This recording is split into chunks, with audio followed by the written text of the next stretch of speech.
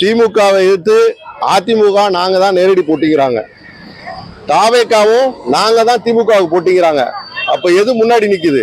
திமுக தான். இதுலயே தெரிஞ்சுங்க வெற்றி எங்க உறுதியம் செய்யப்பட்டிருக்குன்னு. எனக்கு புரியல. சிஎம் வந்து இன்ஸ்டால ஃபேஸ்புக்லயா இல்ல தமிழ்நாட்டுக்கான்னு எனக்கு தெரியல. இது நாங்க இலவசம் கிடையாது, எங்களுடைய தமிழ்நாட்டுடைய முதலீடு. அதை எவ்வளவு அருமையா சொல்லியிருக்காரு பாருங்க. நாங்க போடுறது மாணவர்கள் படித்து நாளைக்கு வெளிநாட்டுல வேலை பார்ப்பாங்க, சம்பாதிப்பாங்க, அந்த பணம் இந்தியாவுக்கு வரும். அது ஒரு இந்தியாவோட முதலீடு, தமிழ்நாட்டோட முதலீடு. தமிழ்நாட்டு பீப்புள்ஸ் ஆர் நாட் எப்படி சொல்றது, அவங்க நாட் எஜுகேட்டட் இல்ல. அவங்க ஒரு கட்சி ஆரம்பிச்சு 2 வருடத்துல மக்கள் பணியை எதுவும் செய்யாம நான் உடனே சிஎம் ஆகுறேன்னு சொல்ல ஏற்புடையது அல்லது. இத்தனை வருஷமா எங்களுக்கு உழைச்சி கொட்டின அந்த கட்சியை நம்பாம வெறும் திரையில மட்டும் நான் அந்த டைலாக் இந்த டைலாக் மாஸ்க் கொட்டி பேசுறோம் எப்படி நம்புவோம் நாங்க? இது எந்த விதத்துல சாத்தியம்? எனக்கு இந்தியாவில சிறந்த மாநிலம், சட்டம் ஒழுங்குல சிறப்பான மாநிலம், 4 பெண்கள் போறாங்க, அவங்ககிட்ட போய் கேளுங்க. ஸ்டாலின் வேணான்றதுக்கு காரணம் இல்ல, இன்னொரு ஸ்டாஃப் வேணும்னா அந்த வேணும்ன்றது காரணம் இருக்குல்ல. எனக்கு விஜய் வேணும்ன்றதுக்கு இது வரைக்கும் ஒரு காரணம் கூட இல்ல. கிடையாது, தவறான தகவலா இருக்கும். நீங்க ஒண்ணு சிலத வந்திருக்கு, அந்த போலீஸை சஸ்பென்ஸும் பண்ணிருக்காங்க. நீங்க இப்ப கர்நாடகாவில் நடந்தது, ஒரு டிஜிபி, மற்ற மாநிலம் நடக்குது, உத்தரப்பிரதேசம் நடக்குது, பீகார்ல நடக்குது, இதெல்லாம் கேட்க மாட்டேங்கிறீங்களா? அதை மட்டுமே சொல்லி ஒருத்தவங்களோட குறையை மட்டுமே சொல்லி ஒருத்தர் ஆட்சிக்கு வரும்னு நினைக்கிறாரு. அப்ப அது அவர் ஒழுங்கா பண்ணுமா இல்லையா? ஒரு கட்சி ஆரம்பிச்சு 2 வருடத்துல மக்கள் பணியை எதுவும் செய்யாம நான் உடனே சிஎம் ஆகுறேன்னு சொல்ல ஏற்புடையது அல்லது. அது மக்கள் தான் தீர்மானிக்கணும். இப்ப இருக்க அரசாங்கம் நல்லா செயல்பட்டு இருக்காங்க, அவங்களும் தான் சொல்லிட்டு இருக்காங்க திமுக தான் ஆட்சிக்கு மீண்டும் வரும்னு. அதிக பெருமான மக்கள் சொல்றாங்க, மகளிர் சொல்றாங்க, பெண்கள் சொல்றாங்க, படித்த மாணவர்கள் சொல்றாங்க. இந்த திராவிடம் இந்த நாட்டை நல்லா வழி நடத்தியிருக்கு. அப்ப மாற்று தேவையில்லை. இந்த ஆளுகின்ற அரசு சிறப்பா பணியாற்றிட்டு இருக்கு. மக்களுக்கு அனைத்து துறையிலும் பள்ளி கல்வித்துறை, உயர்கல்வித்துறை, மருத்துவத்துறை, அனைத்து பொதுத்துறையிலுமே சிறப்பாக செயல்பட்டு இருக்காங்க. அதனால மக்கள் மிகப்பெரிய ஆதரவு இந்த அரசுக்கு இருக்கு. திருப்பி முதலமைச்சரா முத்துவேல் கருணாநிதி, மு.க. ஸ்டாலின் தான் வருவார். போதைப்பொருள் கலாச்சாரம்லாம் நீங்க தமிழ்நாடு பாத்தீங்கன்னா இருக்கிற இந்தியாவிலே சிறந்த மாநிலம் தமிழ்நாடு தான். நீங்க பீகார் நடக்குது, பாலியல் குற்றம் மற்ற மாநிலங்கள்லாம் ஒப்பிட்டு பாக்குறப்ப இங்க தமிழ்நாட்டுல எந்த குற்றமுமே இல்லை. இது ஒரு பிம்பமாக மிகைப்படுத்துறாங்க. உத்தரப்பிரதேசம் நியூஸ்ல ஏன் சார் போறாங்க? போலீஸே ஒரு அம்மாவை பொண்ணையும் ரேப் பண்ணி போட்டது அப்படி எல்லாம் கிடையாது, தவறான தகவலா இருக்கும். நீங்க ஒண்ணு சிலத நியூஸ்லயே வந்திருக்கு, அந்த போலீஸை சஸ்பென்ஸும் பண்ணிருக்காங்க. நீங்க இப்ப கர்நாடகாவில் நடந்தது, ஒரு டிஜிபி, மற்ற மாநிலம் நடக்குது, உத்தரப்பிரதேசம் நடக்குது, பீகார்ல நடக்குது, இதெல்லாம் கேட்க மாட்டேங்கிறீங்களா? தமிழ்நாடு தமிழ்ல தான் சார் கேட்க முடியும். தமிழ்ல ஸ்டேட்ல போய் நம்ம கேட்க இல்ல. நீங்க மற்ற மாநிலங்கள் விட இந்தியாவில சிறந்த மாநிலம், சட்டம் ஒழுங்குல சிறப்பான மாநிலம், 4 பெண்கள் போறாங்க, அவங்ககிட்ட போய் கேளுங்க. இந்த மாநிலத்து ஊபியில எப்படி இருக்கு, பீகார்ல எப்படி இருக்கு, இங்க எப்படி இருக்கீங்க நீங்கன்னா அந்த பீகார் பெண்களையே கேளுங்க. அவங்க சொல்லுவாங்க எங்க மாநிலத்தை விட பாதுகாப்பான மாநிலம் தமிழ்நாடு தான். 8 கோடி பேர் வாழ்ற மக்களுடைய இது. ஒவ்வொருத்தவங்க ஒவ்வொரு மனநிலையில இருப்பாங்க. இதுல திருட்டு, கொலை வழக்கு இதெல்லாம் சமுதாயத்தில் நடக்கிறது. ஆனா எந்த மாநிலம் கட்டுப்பாடோட வச்சிருக்கு, மிக குறைந்த அளவு நடக்குதுன்னா அது தமிழ்நாடு தான். மிக மிக கட்டுப்பாட்டோட வச்சிருக்காங்க தமிழ்நாடு சட்டம் ஒழுங்கு. மற்ற மாநிலங்கள்லாம் நீங்க ஒப்பிட்டு பாத்தீங்கன்னா மிக மிக பின்தங்கி இருக்கு. அங்க சட்டம் ஒழுங்கே கிடையாது. அங்கெல்லாம் ஊபியில எல்லாம் போனா நீங்க துப்பாக்கியோட 10 பேர் ரோட்ல தான் போயிட்டு இருப்பாங்க. அங்க சட்டம் ஒழுங்கா நீங்க போய் பாருங்க. முதல்ல நிருபர்கள்லாம் மற்ற மாநிலங்களெல்லாம் கேள்வி கேட்கிற அத்தனை பேரும் போய் பாருங்க, மற்ற மாநிலங்களை பார்த்துட்டு தமிழ்நாட்டுக்கு வாங்க. அப்பதான் தமிழ்நாட்டோட அருமை தெரியும். அப்போ 2 மாசத்துக்கு முன்னாடி கஞ்சா இத்தனை இது பிடிச்சுன்னு சொல்லிட்டு நியூஸ்ல வந்துல சார். அதுவும் சார் கஞ்சா பிடிக்கிறது சட்டம், காவல்துறையோட கடமை. நீங்க அதை பிடிக்கலன்னா தான் தப்புன்னு சொல்லணும். அதை பிடிச்சி கட்டுப்பாடு கொண்டு வரப்ப பிடிச்சுதான் ஆகணும். நாட்டுல எந்தவித பொருளும் உற்பத்தி ஆகல, கஞ்சாவது வெளி மாநிலங்கள்ல இருந்து வருது. அதை கட்டுப்படுத்துறாங்க, அதை பிடிக்கிறாங்க. அதை பிடிக்கிறது காவல்துறையோட கடமை. அதை பிடிச்சா உடனே கஞ்சா பெருகிட்டு கஞ்சா கலாச்சாரம் சொல்லக்கூடாது. அதை கட்டுப்படுத்ததான் அந்த நடவடிக்கை. நீங்க பிடிக்கலன்னா தான் தப்புன்னு சொல்லணும். இல்ல கவர்மெண்ட் ஹாஸ்பிட்டல்ல செடி முளைச்சது சார். செடி முளைக்கிறது நாட்டுல என்னென்னமோ நடக்குது. ஒரு செடி தெரியாம முளைச்சு காட்டுக்குள்ள முளைச்சதுக்கெல்லாம் இவங்க யாரும் கவர்மெண்ட் நிறைய கடமை இருக்கு. அவங்களுக்கு மக்களை பார்க்கணும், சுகாதாரத்துறை மக்களோட நலனை தான் பார்க்கணும். எங்கேயோ கஞ்சா செடி வளருதுன்னா தெரியாது, என்ன செடின்னு இன்னும் எல்லாருக்கும் தெரியாது, கஞ்சா செடினே தெரியாது. யதார்த்தமா எதாவது நடந்திருக்கலாம். அதை ஒரு பெரிய குற்றமே கிடையாது. எங்கேனமோ மற்ற மாநிலம் கணக்கு பார்க்குறப்ப மாடியில ஏசி போட்டு, ஊபியில பீகார்ல எல்லாம் மாடியில ஏசி போட்டு வீட்லயே கஞ்சா வளர்க்குறாங்க. ஆதாரப்பூர்வம் இல்லாம ஒரு எதிர்கட்சிகள் வைக்கிற குற்றச்சாட்டு. அதை நாங்க திமுக சிவப்புன்னு சொன்னா அவங்க கருப்பும்பாங்க, அவங்க கருப்புனா சிவப்பும்பாங்க. மக்களுக்கு தெரியும் இந்த ஆட்சி எப்படி நடைபெற்று கொண்டு இருக்குது. மழைநீர் கடந்த காலங்களில் மழைநீர் எப்படி மழை ரோட்ல நின்றுச்சு, இப்ப இவரோட ஆட்சியில எப்படி இருக்கு, மழைநீர் எப்படி உடனுக்குடன் அகற்றப்பட்டிருக்கு. மக்கள் பணியை அசுர வேகத்துல பண்ணிட்டு இருக்காங்க. அதே மாதிரி இப்போ ஸ்டாலின் சார் வந்து இப்போ படித்த பசங்களுக்குலாம் லேப்டாப்லாம் கொடுத்தாங்க. வாங்கின கையோட அவர் போட்ட டின்னர் போட்டு இதெல்லாம் போட்டு அழைக்கிறாங்க. அதெல்லாம் எப்படி பார்க்குறீங்க சார்? அது ஊருக்கு 100 பேருக்கு 2 பேர் இப்படிதான் இருப்பாங்க. அது ஒண்ணும் இல்ல, அவங்க விருப்பம். அதை ஒரு அப்படிலாம் கிடையாது. நீங்க 1-2 நிகழ்வுகளை சொல்லலாம். ஏதாவது ஒரு நிகழ்வு சொல்லி அதை நாங்கள் ஏற்றுக்க முடியாது. மாணவர்களுக்கு தெரியும், வாங்குறவங்களுக்கு தெரியும், அதோட படிப்போட அருமை என்னன்னு தெரியும், அந்த லேப்டாப்போட அருமை என்னன்னு தெரியும். அதை உண்மையான மாணவர்கள் அது மாதிரி பண்ண மாட்டாங்க. சில பேர் ஏதோ ஒரு தூண்டுதல்ல, ஒரு விளம்பரத்துக்கு, யாரோ மாற்று கட்சிக்குன்னா எதிர்கட்சியில தூண்டுதல்ல அதை செஞ்சு காட்டியிருக்கலாம். ஒரு வீடியோ போடுறதுனால அதை சொல்ல முடியாது. ஆனா எங்களுக்கு என்ன சந்தோஷம்னா, எதிர்கட்சிக்காரங்களும் படிச்சா எங்களுக்கு சந்தோஷம் தான். ஏன்னா அவங்களும் மாணவர்கள் தான். மக்கள் என்ன சொல்றாங்கன்னா, அப்படி குத்துனா ஓட்டு வாங்கிடலாம் சொல்லிட்டு தான் பண்ணிருக்காங்க. ஓட்டுக்காக இது இல்ல சார். நாட்டு மக்கள் வளர்ச்சி அடையணும். இந்த தொலைநோக்கு பார்வை தான் இந்த திமுக அரசனுடைய பார்வையே, தொலைநோக்கு பார்வை. அந்த முதல்வர் என்ன சொல்லியிருக்காருன்னா, இது நாங்க இலவசம் கிடையாது, எங்களுடைய தமிழ்நாட்டுடைய முதலீடு. அதை எவ்வளவு அருமையா சொல்லியிருக்காரு பாருங்க. நாங்க போடுறது மாணவர்கள் படித்து நாளைக்கு வெளிநாட்டுல வேலை பார்ப்பாங்க, சம்பாதிப்பாங்க, அந்த பணம் இந்தியாவுக்கு வரும். அது ஒரு இந்தியாவோட முதலீடு, தமிழ்நாட்டோட முதலீடு. ஓகே சார், அப்ப இந்த 4 வருஷத்துல ஏன் சார் இந்த கடைசி வருஷம் வந்து கொடுக்கணும்? 5 வருஷத்துல 4 வருஷத்துலயும் வருஷம் கொடுத்துக்கலாமே. வருஷம் ஏற்பாடு பண்ணாங்க. அதை சில கம்ப்யூட்டர் மென்பொருட்கள் இது பண்றாங்க. இப்பதான் டெண்டர் விட்டுருக்காங்க, முறைப்படி விட்டுருக்காங்க. நீங்க ஏன் கொடுக்கலன்னு கேட்கும்போது ஏன் கொடுத்தாங்கன்னு கேட்க கூடாது. இல்ல 4 கொடுத்துருக்காங்கல்ல. இல்ல 5 வருஷத்துல 4 வருஷம் கொடுக்காம கடைசி வருஷம் கொடுத்தா அப்ப மக்கள் எல்லாம் என்ன நினைப்பாங்க? அப்படி கிடையாது, கொடுத்துருக்காங்க. நிர்வாகத்துல நிதி நீங்க மத்திய அரசு பள்ளி கல்விக்கு நிதி கொடுக்கணும், அதை கொடுக்கல. அதை யார்ட்டும் கேட்க மாட்டேங்கிறீங்களே. எத்தனை ஆயிரம் கோடி கொடுக்கணும்? இந்த நிதி சுமையை எந்த தமிழக அரசு தான் ஏற்று நடத்துது. கல்விக்காக அந்த சுமையை முதல்வர் ஏற்றிருக்கார், பள்ளிக்கல்வித்துறை அமைச்சர் ஏற்று பண்றாங்க. இதெல்லாம் நீங்க கேட்க மாட்டேங்கிறீங்களே. நியாயமா கேளுங்க, கருத்துக்களை சொல்லுங்க, நாங்க சொல்ல கடமைப்பட்டிருக்கோம். இந்த அரசு நியாயமான அரசு, தமிழ்நாட்டுடைய மக்களின் முன்னேற்றத்திற்காக அர்ப்பணித்துக் கொண்டு பணியாற்றி கொண்டிருக்கிறது. மீண்டும் மு.க. ஸ்டாலின் அவர்கள் தான் வருவார்.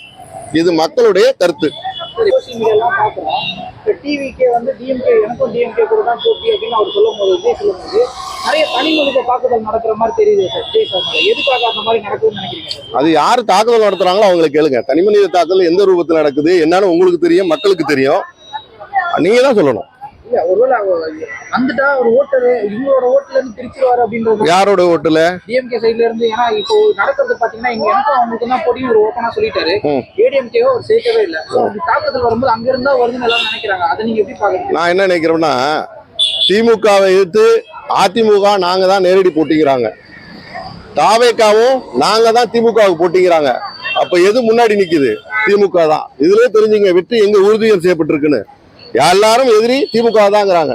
அப்ப பலமான கட்சி திமுக தான். திமுக தான் திருப்பி ஆட்சிக்கு வரும்.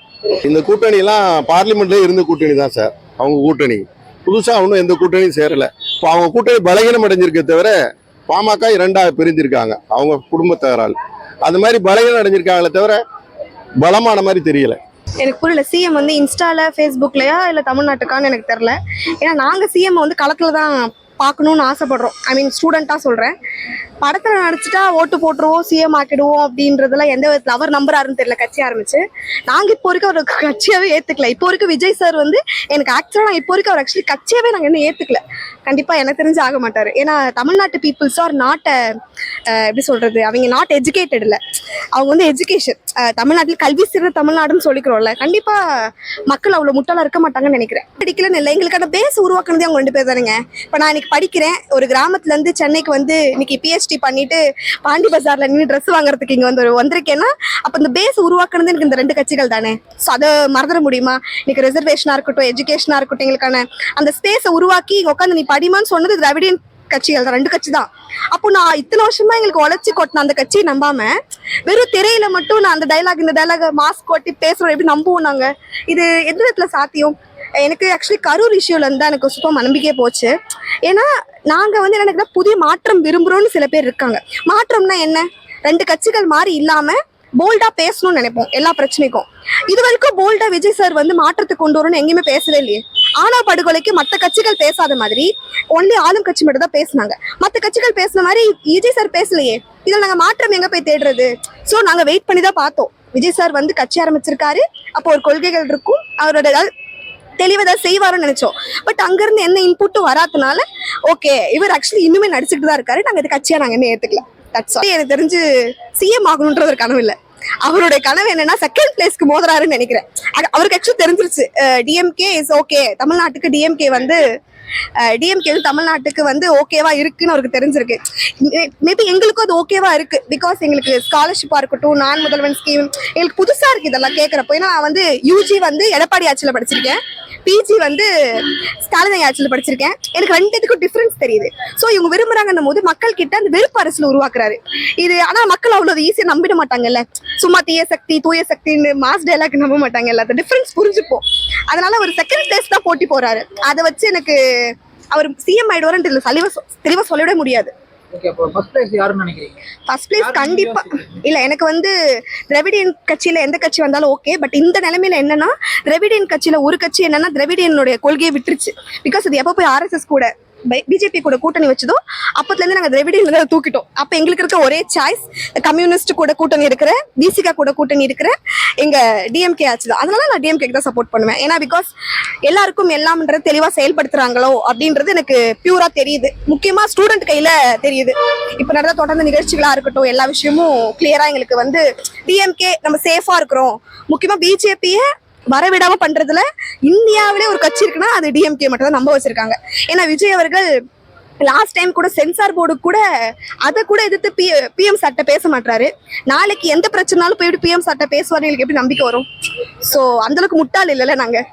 அப்படி பார்த்தோம்னா அவர் இப்பதானே வந்திருக்காரு. அப்படி இருக்கிறப்ப அவருக்கு இப்ப வந்து ஓகே ஸ்பேஸ் கொடுக்கணும். இப்ப வந்து எத்தனை பிரச்சனைகள் நடந்து எத்தனை பிரச்சனைகள் குரல் கொடுத்திருக்காருன்னு நான் கேட்பேன்ல. இப்ப எனக்கு ஒரு ஸ்டாஃப் வேணான்னு நான் நினைக்கிறேன், இன்னொரு ஸ்டாஃப் வேணும்னு நினைக்கிறேன். முதல்ல அந்த ஸ்டாஃப் ஏன் வேணான்னு நினைக்கணும்ல. எனக்கு அந்த ஸ்டாஃப் வேணான்னு நினைக்கிறேன். ஒரு காரணம் சொல்லணும். எனக்கு ஸ்டாலின் வேணான்றதுக்கு காரணம் இல்ல, இன்னொரு ஸ்டாஃப் வேணும்னா அந்த வேணும்ன்றது காரணம் இருக்குல்ல. எனக்கு விஜய் வேணும்ன்றதுக்கு இது வரைக்கும் ஒரு காரணம் கூட இல்ல. திருப்பரங்குன்ற விஷயக்கும் பேசல, ஆணவ படுகொலைக்கு பேசல, இப்ப நடந்த படத்துக்கு பண்ற சென்சாருக்கு பேசல, ஜனநாயகத்துக்கு டிக்கெட் வாங்கறதுக்கு நான் போராடிட்டு இருக்கேன். 2500 ரூபாய் கேக்குறாங்க. அந்த டிக்கெட் ஊழலே ஒழிக்கல. நான் எப்படி அவரை நம்புவேன்? நாளைக்கு என்ன அவர் காப்பாத்த போறாரு, நாளைக்கு வந்து அவர் வந்து இதை பத்தி எல்லாம் பேசுவாரு அப்படின்னு நான் எப்படி நம்புறது? சோ எனக்கு நம்பிக்கை இன்னும் உருவாகல. 2 வருஷம்னாலும் பிரச்சனைகள் இருக்கு இல்லையா, அதை பத்தி ஏன் பேசல அவரு அப்படின்ற ஒரு எந்த இதுக்கும் குரல் கொடுக்காம இருக்கிறது ஒரு ஒரு அதிருப்தியா இருக்கு. ஏன் அது அப்படி அவர் மேல குற்றம் சொல்றேன்னா, அவர் தான் வந்து ஊழல் ஒழிப்புன்னு சொல்றாரு. இந்த வார்த்தை யார் மேல போடுறாரு? டிஎம்கே மேல போடுறாரு. யாரு பண்ணாலும் தப்புதான், யாரு பண்ணாலும் தப்புதான். ஆனா அதை சொல்லிட்டு அவங்களே பண்ற தப்பு இல்லையா? நான் இவங்க பண்றாங்க அவங்க அதை மட்டுமே சொல்லி ஒருத்தவங்களோட குறைய மட்டுமே சொல்லி ஒருத்தர் ஆட்சிக்கு வரும்னு நினைக்கிறாரு. அப்ப அது அவர் ஒழுங்கா பண்ணுமா இல்லையா? டிஎம்கே தப்புன்னு சொல்றாரு. டிஎம்கே பண்ண தப்பு இவர் பண்ணணுமா பண்ணக்கூடாதா? பண்ணக்கூடாது. அவர் அதையே பண்ணிட்டு திருப்பி டிஎம்கே மேலே குற்றம் சொன்னா கேட்கறோம் நாங்க என்ன முட்டாளா? எங்க நடந்தாலும் ஊழல் தானே, அவரு நினைச்சா அவருடைய படத்துக்கு அந்த மாதிரி பண்ணாம இருக்க முடியுமா? இருக்கலாம் இல்லையா? கண்டிப்பா சொல்லலாம் இல்லையா? இப்ப நம்ம தற்கூரின்னு ஒரு டேப் ஓட்டுறோம்ல, இது அவங்க மாத்தலாம் இல்லையா? ஒரு கட்சியை அவங்க மாத்தலாம் இல்லையா? அதையே அவர் முன்னெடுக்க எதுவுமே செய்ய மாட்டாரு. அப்ப என்னன்னா இவங்க தற்கூரியாவே இருக்கட்டும், இதை வச்சு நம்ம வளர்ந்துடலான்ற ஒரு திட்டமா அப்படிதானே பாக்குது. தமிழ்நாடு இந்த அளவுக்கு பின்தங்கி மறுபடியும் போகணும்னு நினைச்சு கூட பாக்கல. 50 வருஷம் ஆச்சு 2 திராவிட கட்சிகளும் போட்டி போட்டு இந்த ஸ்பேஸை உருவாக்கி நம்ம எல்லாம் படிச்ச மாணவர்களை உருவாக்குறதுக்கு. இப்ப வடக்கன்ஸ்க்கும் நம்மளுக்கு வடக்கன் ட்ரோல் போடுறோம், இங்க அங்கெல்லாம் நம்ம டிவிகே ட்ரோல்ஸ் போட்டுட்டு இருக்காங்க. அது பயமா இருக்கு. நாளைக்கு என் பிள்ளைய போயிட்டு தற்கூரின்னு சொல்லுவாங்களோ அப்படின்ற ஒரு பயத்தை உருவாக்குது. நாளைக்கு என் பிள்ளை படிக்குமான்னு டவுட் வருது எனக்கு. நாளைக்கு என் பிள்ளை என்ன ஆகும்? நாளைக்கு என் பிள்ளைய போயிட்டு டிவிகேன்னு கத்திட்டு இருக்குமான்னு தோணுது எனக்கு. டிவிகேன்னு கத்துறதுல எந்த பிரச்சனையும் இல்ல, அது கொள்கையோடவும் கருத்தோடவும் எல்லாத்தோடையும் மோதணும். எதுவுமே இல்லாம வெறும் தூய சக்தி மாஸ் டைலாக் பேசிட்டு இருக்கிறதுக்காக கத்துறதுல இதுல ஒண்ணுமே இல்லையே. ஏதாவது ஒரு காரணம் இருக்கும்ல. ஏதாவது எந்த கொள்கையை அவர் பிடிக்கிறாரு? பெரியார்னு சொல்றாங்க, பெரியாரோட பிறந்த வருஷம் தெரியுமா? பெரியாரோட கொள்கையை ஃபாலோ பண்றாங்களா? எதுவுமே